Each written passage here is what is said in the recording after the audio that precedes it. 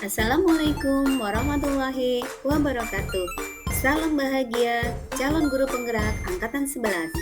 Eksplorasi konsep modul 1.2. Tugas A.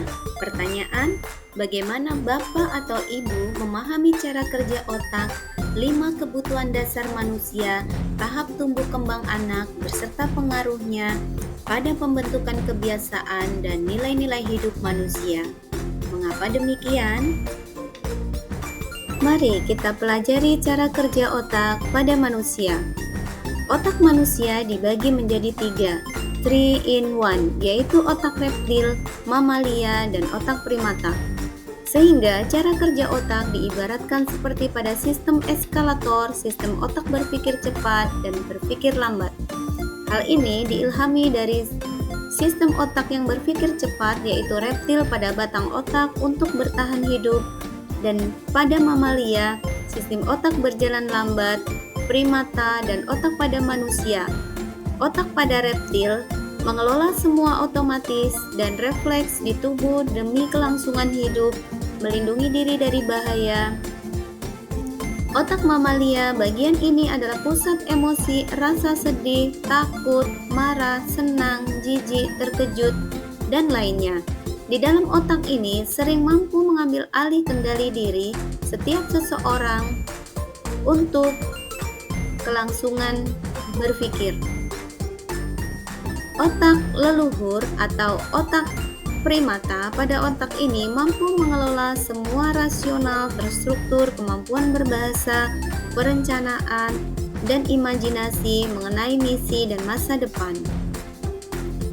Setelah mempelajari cara kerja otak, manusia membutuhkan 5 dasar kebutuhan.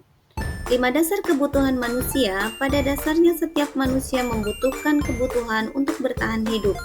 Kebutuhan untuk bertahan hidup ini seperti makan, pakaian, istirahat, tempat berlindung, keamanan, dan kesehatan. Kebutuhan kedua yaitu kebutuhan kasih sayang dan rasa diterima. Kebutuhan ini termasuk dalam kebutuhan psikologis. Rasa saling mengasihi, saling menyayangi, koneksi hubungan antar sosial dengan orang lain. Kebutuhan ini dapat dipenuhi melalui ketulusan dan kehangatan dalam hubungan keluarga, teman, kelompok, konselor, ataupun koas. Kebutuhan dasar manusia yang ketiga yaitu kekuasaan dan penguasaan. Kebutuhan akan pengakuan atas kemampuan, kebutuhan berhubungan dengan kekuatan seseorang untuk mencapai sesuatu, menjadi kompeten, menjadi terampil, menjadi pemimpin, berprestasi, diakui, dan didengar. Kebutuhan ini dapat dipenuhi melalui kegiatan-kegiatan seperti proyek, hobi, tugas sekolah, belajar, dan membuat pilihan yang positif dan bekerja. Kebutuhan dasar kelima manusia yaitu kebutuhan untuk rasa senang, kebutuhan akan bentuk mencari kesenangan, humor, bermain, bersenang-senang, bergembira, antusias, atau tertawa.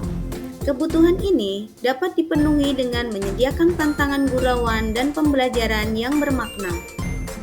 Tahap tumbuh kembang menurut Ki Hajar Dewantara. Tahap wiraga yaitu periode usia 0-8 tahun atau disebut taman indria, di mana anak membutuhkan banyak gerak yaitu melatih otot, bereksplorasi, mengenali simbol-simbol. Pada periode ini, guru harus berupaya untuk memberikan pengalaman belajar yang makin merdeka dalam mengeksplorasi dunianya, diri sesama, dan lingkungan di sekitar. Pada periode usia 9-16 tahun disebut wiraga, wirama. Pada periode usia ini, anak mulai berkembang pemikirannya, mengakomodasi kebutuhan, perkembangan jasmani, dan indera. Pada periode ini, guru menuntun anak untuk melakukan pembiasaan, menginsafi, menyadari mengapa mereka melakukan kebiasaan baik.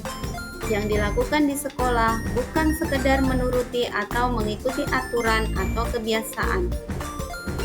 Periode selanjutnya usia 17-24 tahun, periode wirama. Guru pada rentang usia ini menuntun dan menantang anak dalam hal pengelolaan diri dan pengenalan potensi diri anak. Pada periode ini, menata diri bagaimana masa depan senantiasa seirama dengan semesta. Diberikan pemahaman mengenai bagaimana menebalkan diri, jati diri di tengah masyarakat dan lingkungan. Tahap perkembangan menurut Erik Erikson. Tahap perkembangan psikososial Erik Erikson meyakini bahwa kepribadian seseorang tumbuh dalam rangkaian 6 tahapan. Tahap pertama yaitu usia 0 sampai 1,5 tahun. Pada tahap ini, anak menumbuhkan harapan dan mengembangkan rasa kepercayaan. Pengasuhan lingkungan sosial menyediakan kasih sayang, kelembutan, dan kepedulian, dan kurangnya ini membuat anak mengembangkan ketidakpercayaan diri. Tahap kedua, usia 1,5 tahun sampai 3 tahun. Pada tahap ini, anak membutuhkan tekad dan kehendak pengasuhan lingkungan sosial, kesempatan bagi mereka untuk mengembangkan kontrol diri, serta kemandirian bila kebutuhan mereka tidak terpenuhi, mereka menjadi keraguan dan merasa rendah diri. Tahap ketiga, usia 3-5 tahun. Pada tahap ini, masa awal anak masuk bersekolah. Pengasuhan lingkungan dan sosial perlu membuka banyak kesempatan untuk mengambil inisiatif. Jika respon yang diberikan oleh pengasuhan atau lingkungan sosial tidak berhati-hati, maka tumbuh kembang pada anak menimbulkan rasa bersalah. Tahap keempat, usia 5-12 tahun. Pada periode ini menumbuhkan rasa kompeten atau kebanggaan atas pencapaian dan kemampuan mereka. Tahap kelima, usia 12-18 tahun.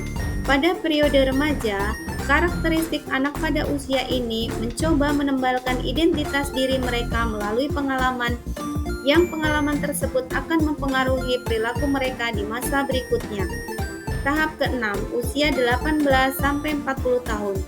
Periode usia ini, seseorang mulai eksplorasi hubungan relasi yang bersifat pribadi, mencari dan mendalami perasaan cinta, membangun rasa kedekatan, keintiman dengan orang lain dan keluarga.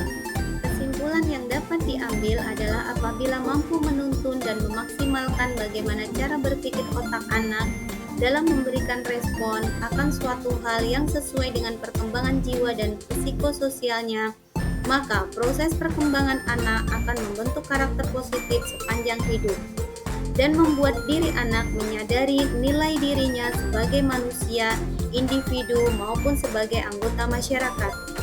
Apabila semua unsur tersebut terwujud, maka anak dapat memiliki nilai-nilai hidup sebagai bekalnya di masa depan dalam mewujudkan dimensi profil pelajar Pancasila. Pertanyaan kedua, menurut Bapak Ibu, nilai-nilai apa yang perlu dikuatkan sebagai guru penggerak? Mengapa demikian? Menurut saya, nilai-nilai yang harus dikuatkan sebagai seorang guru penggerak yaitu berpihak pada murid. Guru penggerak harus selalu mengutamakan kepentingan dan perkembangan murid dalam setiap keputusan dan tindakan yang diambil. Kemudian mandiri. Guru penggerak diharapkan mampu bekerja secara mandiri dengan inisiatif dan kreativitas untuk memecahkan masalah pendidikan di lingkungannya. Ketiga, kolaboratif.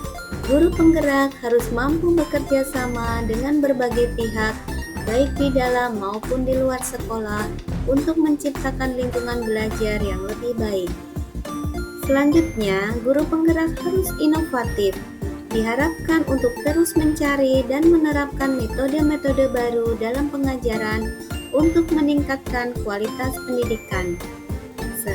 Selanjutnya, guru penggerak juga reflektif, harus selalu melakukan praktik pengajaran, mencari umpan balik, dan berusaha untuk terus berkembang dan memperbaiki diri.